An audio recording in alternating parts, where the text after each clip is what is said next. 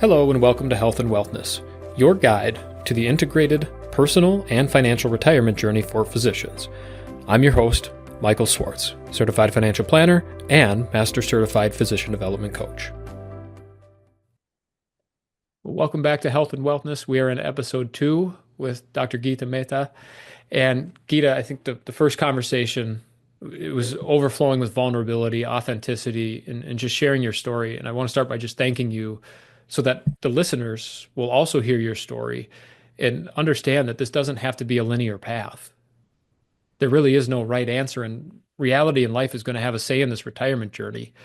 And just wanted to start by thanking you for being so vulnerable in that first conversation. Well, thank you, Michael. And as a coach now, I know you see this with mid-career physicians. You mentioned it in your own retirement journey. But in this conversation, I'd really like to talk about the role that coupling up of identity in physicianhood has on the individual, and how you went about processing that and what it felt like for you. So could we do a little bit? Could we talk a little bit about the identity and the role that plays in the retirement journey for physicians? Sure.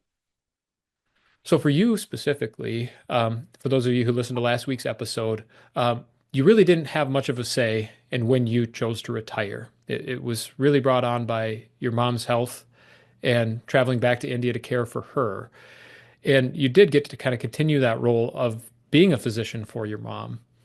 But once your mom passed away and then your dad afterwards as his caregiver, the role of being a physician and a caregiver was completely absent in your life.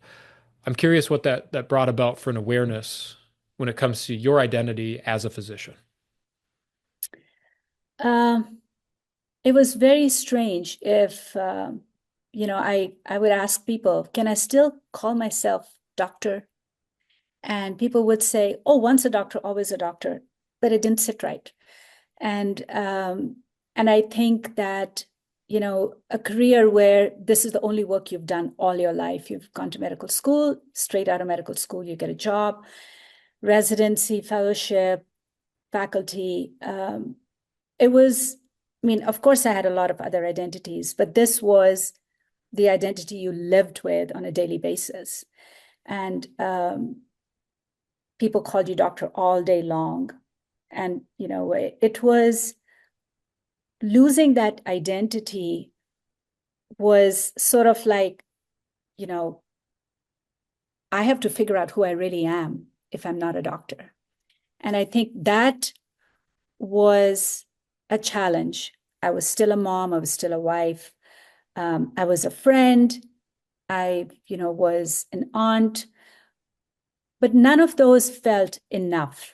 It felt like, of course, my role is to support my family, and I'm still doing that. What else am I? And it was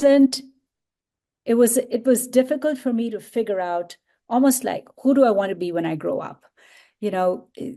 It's like staring me in the face now. Who do I want to be? And I had to fall back on, what are the qualities I like of myself? What are my values that I want to continue? What do I feel are my strengths that can take me forward? And what do I want to build upon? Who do I want to be? And even naming those things to myself took time. I hope that answers the question. Yeah, absolutely. And I think that's one of the challenges of losing one's identity is it really is a disorienting place. You get to this point where it doesn't feel right to be called doctor. And some physicians will retire and say, no, God darn it, once a doctor, always a doctor. And others will say, well, if I'm not practicing medicine, even for you providing coaching to some of these mid and early career physicians, it's the role of a coach, not necessarily practicing medicine. And so you had mentioned this in some of our conversations ahead of time, but the concept that, when you get to retirement and your practice in medicine ends, it's almost preparing for your own death. There's a death of that role. And you mentioned, the ones that survive are the role of mother or spouse or aunt. We have all these external roles outside of ourselves.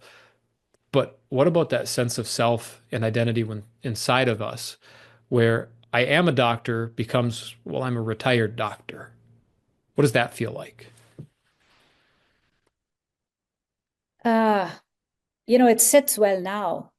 And as one of my colleagues used to say about recovering, so I'm a Hmm. recovering internist now. So, and I can say by now, 7 years later, I have recovered. And it's funny how I can almost look back at my career and think of that as happening to somebody else because it feels so distant from who I am now.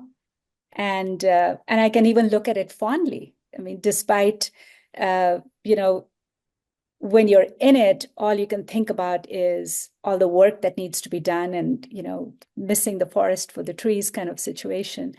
And now I can say, yes, these were the highlights and and celebrate those instead of thinking, oh my God, that was so much work. I was so burnt out. I never had time for myself, not enough time for the family. And that's all you recall, all the problems with the healthcare system. But I think I'm removed enough that um, it's in a good place now. Well, let's talk about that then, Geeta, because it sounds like you've got grace. It sounds like you've got some understanding and maybe reframing a little bit with that distance. That time gives us perspective. And the further removed from it, the more we can maybe revisit and potentially reframe some of our experiences. Yes, there were negative elements. And with a negativity bias, human beings are very well equipped to know what they're retiring from when they Right. retire from a career in medicine. But I'm curious, when did you decide, or when did it become apparent that celebrating these milestones of your career was a valuable part of processing this retirement transition? I think I think it happened when I finally found myself in a good place now that I could reflect on that. It's when I was still in the grieving process. Um, it was all about my loss. It was all about, um, sure, it was a lot of grunt work, but this the community with other physicians and the nice feedback you got from students or how the patients appreciated what you did, I lost all that. Mm. And so it was a matter of, okay, but it's fine, but that was a past life and now I'm moving into something else which is rewarding as well. So then I think the transition happened maybe I'd say a year or so ago. Okay. Because I'm really curious on the timeline here because I think a lot of folks are going to get to retirement and maybe expect just a smooth transition into. And, I heard you say 6 months is not enough time to go through the process of retiring, of rediscovering the values, identity, purpose beyond outside of your career. And it sounds like it could take anywhere from 5 to 10 years to really process for some of these more acute experiences before you really start to feel that same sense of purpose and identity and values aligned life. Yeah. And so for you, what does that timeline look like? I think things started moving faster, and I'm sure it's so different for different people. I mean, I have colleagues who've sort of jumped out of retirement straight into something else 3 months later, built another career, are perfectly satisfied and happy. And I don't know how much they even felt a loss of the previous life as physicians. So it's got to be so individual based on how it happens. And of course, a planned retirement goes so much smoother, because there is no sense of loss. Because for me, it was like the grieving that we spoke about. Um, I had to come to terms with that first. Mhm. While if you do it as a planned way, you pick a date or age and you decide to retire, it's a much smoother path. Well, it's a bit maybe I would say it akin to many physicians, like having children, where an unplanned pregnancy might feel a bit rushed, but Right. there's also no right time to do it. You will never be totally ready to become a parent. And Right. yet, along the way, it always seems to work out. And so maybe a little bit more planning on the front end will give you a little bit more peace of mind as you approach the date and choose to transition. Absolutely. Absolutely. Wonderful. And so, Geeta, I would love your perspective too on this whole concept of something to retire to, because you did, in theory, have something to retire to, but both of those roles for your caregiver for your mom and then again for your dad, both of those things went away. And it was really at that point that the true sense of directionless and uncertainty, it sounds like, set in.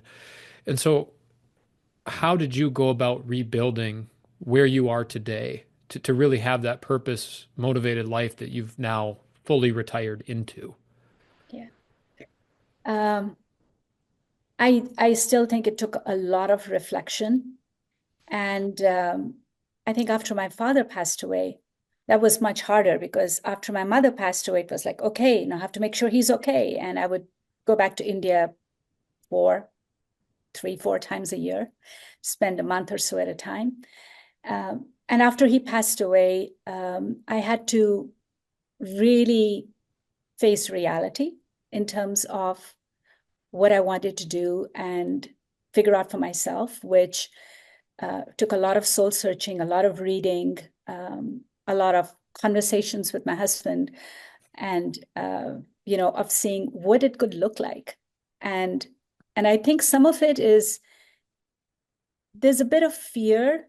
I had a lot of fear in how could it look like? Do I want to be so successful that I don't have time for my family?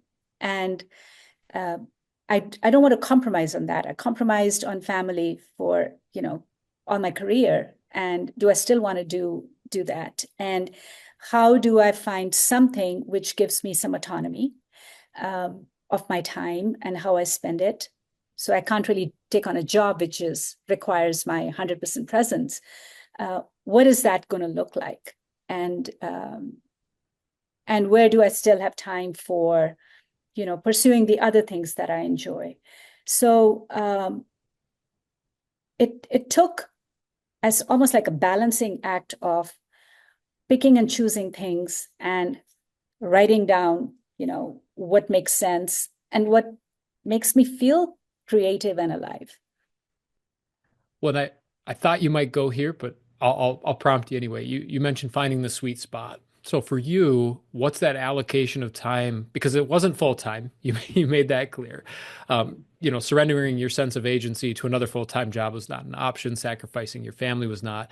So what for you is that allocation of time to your greater purpose? And then how does that allow you to still pursue some of the things that make you happy outside of a greater purpose? I think it's about maybe 30% time. So I look at that as I spend about 4 hours a day on reading, prepping, coaching, um, preparing workshops, delivering workshops, things like that. So, and of course, it varies because if there's a crunch time and I still have that problem with it. Oh, I can do it, and then suddenly everything comes together, and you're working 8 hours a day to get everything ready for the 3 workshops which are next week. So, but I would say on an average, about 4 hours, 4 or 5 hours a day. Okay. Wonderful. So for you, you've really, it sounds like, taken over the ownership of your schedule and said, I'm willing to commit up to this amount of time. That's been a personal choice. So it's not like you said yes to every opportunity that came along. In fact, it sounds like, did most of this intentionally and really rebuilt the framework of your life from the ground up to create this fulfilling and retirement that provides you enough sense of structure and purpose that it's fulfilling, but enough freedom so that it can be enjoyable too. Yes. Wonderful. Well, Geeta, I want to just celebrate that with you. Um, Congratulations. It sounds like it's been a long road, a long uphill climb to really go through that trial and error period to build up a life that now I see you glowing in the face here for the folks listening on the audio only. It's phenomenal to see where you started in your retirement journey and where you're at today. And I think there will be a lot of people who can project out ahead of themselves and see themselves in your journey and say, okay, here's what I can do ahead of time so that I don't have to process so many things simultaneously. I guess what would you like to share with those folks who are thinking about or contemplating their own retirement or at least starting the process of defining themselves outside of their career? What's some valuable advice that you have for them? I think the first thing is get used to the idea of not being a doctor anymore. A lot of some colleagues will just do part-time work, and that's fine. You could still call yourself doctor if that satisfies you. But if you're looking at a career outside medicine, and not just downsizing what you do, it's a shift. It's a mental shift, which takes time. And I think the other thing that I would say is spend more time figuring out who you are and who you want to be. Because I don't think in our busy lives we ever spend enough time doing that. And if you want to be authentic to yourself, it's a lot of work. I love that. So an invitation to do that deeper work, to hold that space and go a little bit deeper. You mentioned, there's roles outside of ourselves. And I think that's a wonderful point to end on here is yes, you will still be a spouse, a mother, an aunt, a daughter, but those roles aren't our identity. They aren't our internal sense of purpose. And having that purpose and identity kind of founded on our individual values, that's where that sense of peace comes from. That's where that sense of purpose is derived from to really lay the blueprints or provide guidance for designing the life beyond medicine. Absolutely. Well, Gita, I want to thank you just once again for your vulnerability, your authenticity. I know this isn't an easy story to tell, but I'm absolutely confident that the folks that are going to hear this will be able to see a bit of themselves in this story and get started sooner and get used to not being called doctor, because that time will come. And so we had talked about this in our conversations outside of the podcast too, but a story from one of the hospice physicians here in La Crosse. He said, with a lot of my patients, I noticed that they weren't really talking about their end of life. And it almost felt as if they didn't address it or talk about it, it wouldn't be true. And just to be able to have these conversations is very empowering because he then recognized in himself, he was doing the exact same thing about his retirement.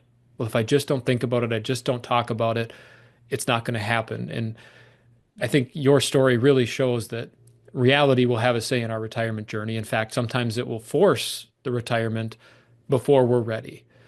And so if that's not an invitation to get started sooner, to start having these conversations and really rebuilding that sense of identity, and it starts with just having those conversations. And so thank you for being the voice of retired physicians and retiring physicians. It will happen. And Yes. so we might as well get some work done ahead of time to make it a more palatable transition. Yes. Thank you, Michael. Excellent. Thank you, Gita. Mm-hmm. Thank you for listening to this week's episode of the Health and Wellness Podcast.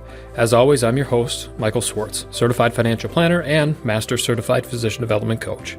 If you're looking for additional resources for integrated physician retirement planning, please visit healthandwellness.com. We'll see you in the next episode.